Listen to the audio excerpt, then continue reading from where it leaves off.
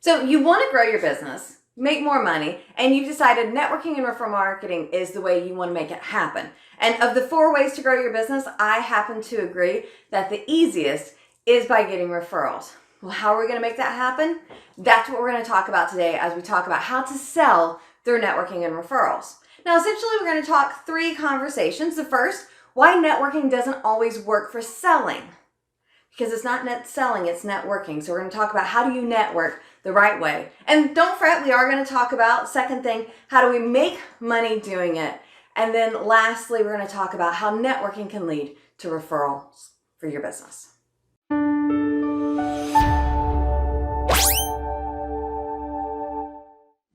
When I first started my business and found out about networking, I was really excited. And I would go to these networking events and I'd have a goal of, let me get 2 new clients today, yay! And then when I'd walk out and I only came up with 1 new client, I was depressed. And actually looking back on it, the fact that I was able to get a client was actually pretty good. However, there's a problem when we go to networking looking to sell. Because while many people are, yes, I'm here at this networking event and I'm ready to sell my product or service, most people, think about it. When you go to a networking event, do you take your credit card? Do you take your checkbook? I know those are kind of outdated, but are you ready to buy things from people? No. So we have to make a shift. So the networking disconnect is when we think, okay, I'm going to sell, but nobody's there to buy. Instead, when I think about networking, my goal is to book a meeting from the meeting. I want to go there and see who I can find, who I can meet that has the potential to A, be a client of mine, or B, and more importantly, be an amazing referral source for me.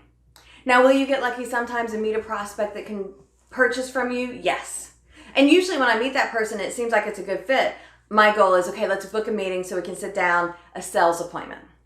That second, the B, the referral source, those are the people, they have the keys to the kingdom. They have the potential to pass me referrals to all of those people that they know. And so I definitely want to book a meeting with them to help develop that referral relationship. Now, how might I have that conversation?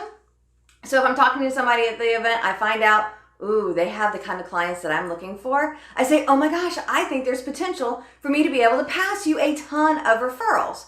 So are you open? Could we get together for coffee or do a Zoom call? And I can learn a little bit more about your business. You can learn a little bit more about my business, and we can see how we can pass each other referrals. And I think that's what we need to begin our referral relationship if we're looking to make some money from our efforts.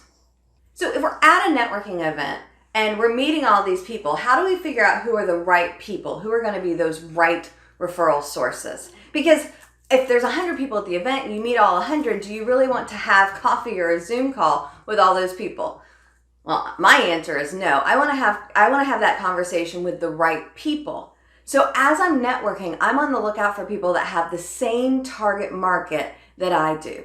I'm looking for the people that their database is full with people that I can help. And it makes it a very mutually beneficial relationship. So I like to call these people who are in your contact sphere. Some people call those sphere of influence, circle of influence. Who are those people that could refer you all day, every day?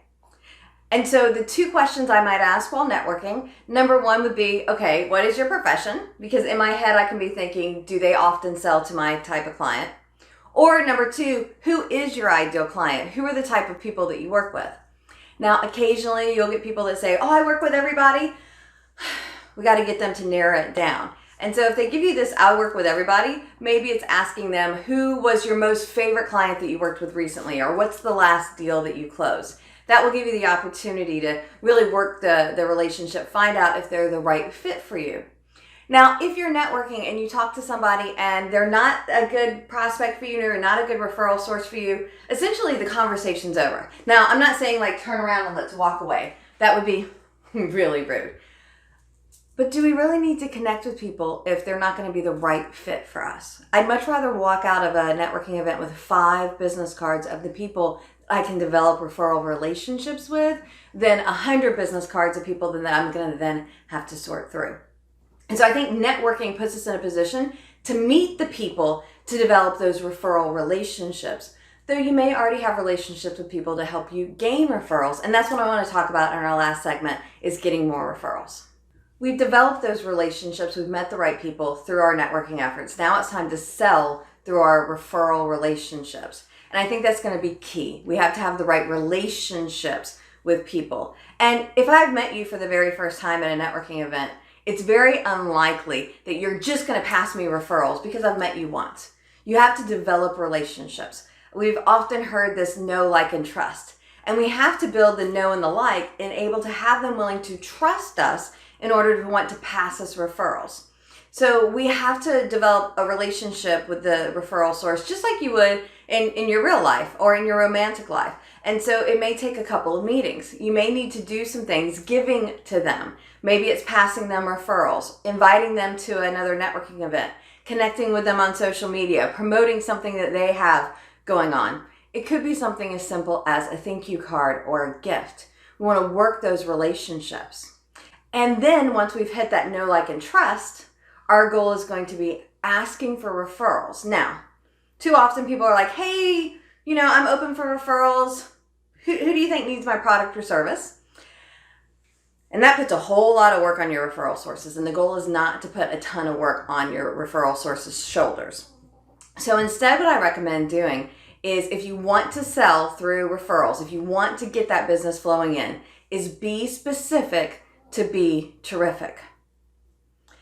Tell us exactly who you're looking for. If you're looking for the gal, red hair, braids, freckles, polka dotted dress, fishnet stockings, patent leather high heel shoes, tell me that's who you're looking for.